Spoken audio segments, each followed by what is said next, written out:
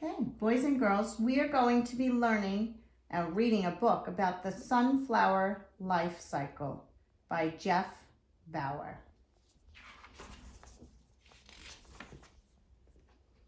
Chapter 1, all about plants. Look at this beautiful field of bright sunflowers. This book will tell you all about them. Sunflowers are plants. So is everything in this garden. Plants grow all over the world. Look at that on those plants. Pumpkins are growing. A hummingbird visits a sunflower. Plants are living things, but they do not move around like animals. Plants stay in one place and they grow.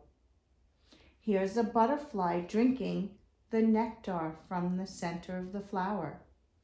And here, a child eats watermelon. Some plants have flowers. Some plants have vegetables or fruits. Both animals and people depend on plants for food. There are millions of kinds of plants in the world. Do you know what makes all of them alike? They all began as tiny seeds. Let's take a look at the life cycle of a sunflower to see how a plant grows. Plants need air, sun, soil, and water to grow healthy and strong.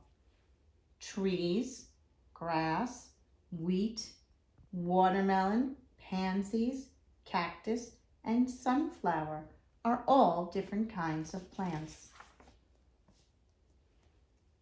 These are sunflower seeds.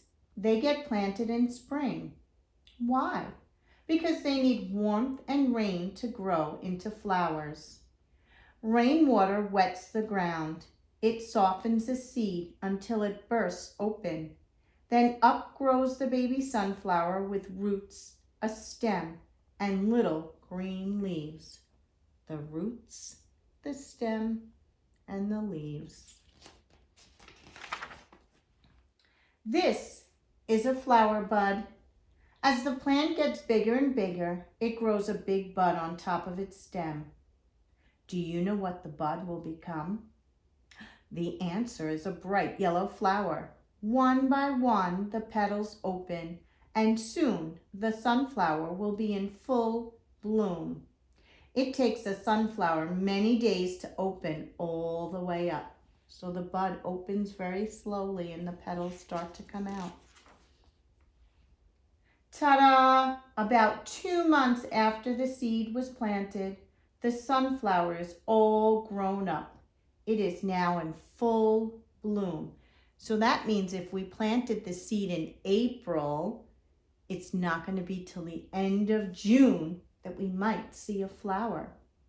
Look at this. A bee got stuck in the nectar of the flower.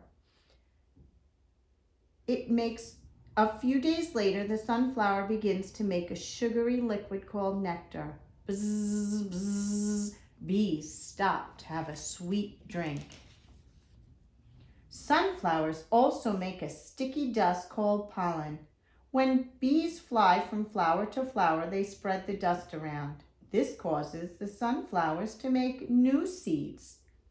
In fall, the sunflowers shrivel up and start to die. They drop their seeds, which slide into the ground. The seeds stay buried until spring. Then they grow into new sunflowers. So let's take a look. Day 1, in spring, the sunflower seed is planted in the ground.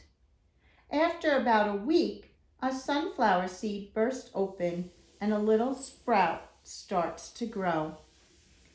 In 2 months, a sunflower opens all its bright petals and blooms.